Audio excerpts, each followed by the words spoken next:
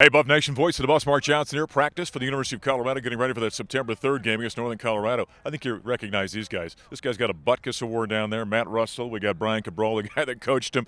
All right, who's going to start with the storytelling here, Matt? How about you? Well, he'll probably volunteer me. I say he starts. This guy was pretty good, wasn't he? That's part of the problem. He was the storyteller.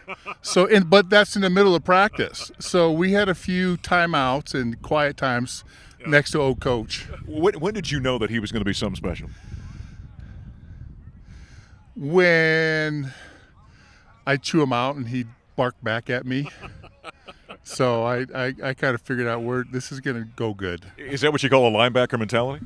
Well, it's funny. We were just standing here talking, and I think everyone that's played for Cabral knows that he knows just the buttons to push on different guys, because what works for one guy may not work for the other. And he knew exactly what to do, because I would get mad, and then I'd go out and try to take it out on the team. So it all worked for him, and I didn't realize. I was too young and naive to know what he was doing, I think. You know, that's the sign of a great coach, though, isn't it? Knowing what the buttons and levers are for every individual on the team. You got it. I think that anyone will tell you, players will tell you that the great coaches know how to get the best out of you, and that was how he was. He knew that what worked for Ted was different for me, was different for Beek, was different for Merkerson. I mean, you could go through all those guys, and so I think that's really what made Cabral special among a lot of other things. Yeah. So where does he rank in all the guys that you coached? Oh, that'd be like picking your favorite child, though, wouldn't it? No, I'm not doing that. I'm doing that. He's at the top with a few other guys. So I had so much fun with those guys, and the honor really was for them to let me coach them. Yeah. That was the honor, and that was the joy. Well, but it's something that a coach has to earn that right? For the players, you got to gain their trust. Well, yeah. No, you're right about that. Yeah. And fortunately, they trusted me. Yeah. What was it about this guy that made him a good coach? Well, I could go on forever. I think when I came out of high school, again, we were laughing about this. Time has flown. It's been almost 30 years. And you're old, by the way. I am. I'm getting there. I'm pushing 50. But I will tell you that when Coach was recruiting me, he played here. It meant something to him. Place was on fire, winning a lot of games, and it was really an easy decision once he came and visited with us, because I loved his bedside manner, if you will. I loved that he was a teacher.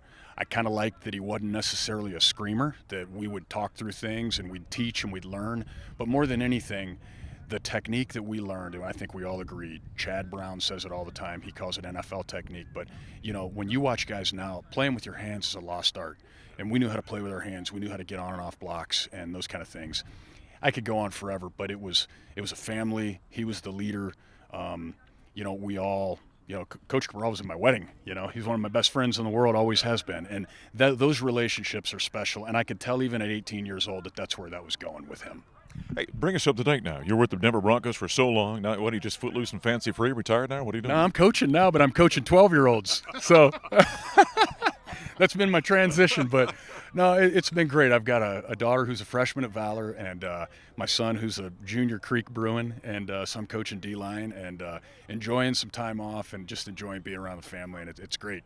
I feel very fortunate at 47 to be able to take a break and take a step back and do this. My guess is you've probably stolen a lot from a coaching standpoint from this guy over here. Oh, yeah, it's funny. The drills that I do with the D-line are the same drills that we've done out here 30 years ago, so I hope I'm doing the right thing. But, yes, a lot of it. And some of my speeches are very similar to what his were. Right.